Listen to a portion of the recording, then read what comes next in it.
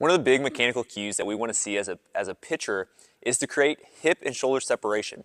So what that is when we're going to throw to home plate or to the catcher, we're trying to create as much separation from our hips to our shoulders as we can to be able to create that whip and to create that forces from our legs to the ball. So a big common theme that we see is a lot of times where the shoulders will just come along with the hips as we throw, and we're not creating as much force in with that. A lot of times we'll also see if guys are not actually rotating from here, they're trying to create that rotation from their upper body so they pull themselves back as they throw. And a lot of times what we'll see is you'll start to develop posterior impingement, which is you'll get a little bit of pain in the backside of the shoulder with that. So a good way to prevent that or to create that rotation, that separation from your hips to your shoulders, is to do it from a lower level. So really just getting the feel of that separation. I like to use a PVC pipe where you can just put it over your shoulders and then break down your mechanics this way.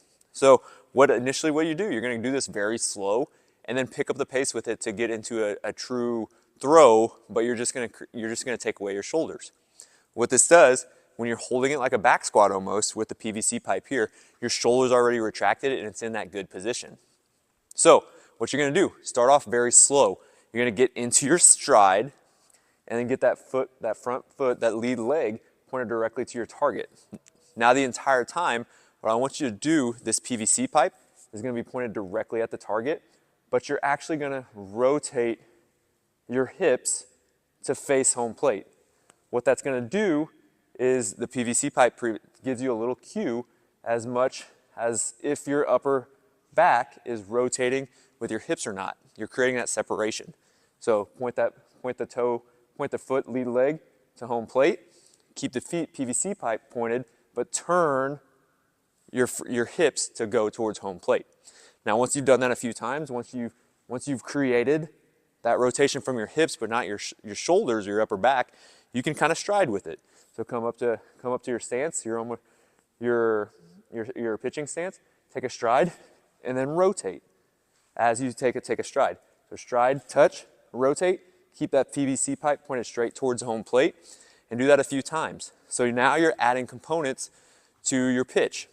And then the last bit of that will be actually going through the full motion, but trying to keep this PVC pipe pointed towards home plate the entire time. So you're gonna step and then rotate and then follow through with it as well. So full motion is gonna be from here, you're gonna stride and come with it.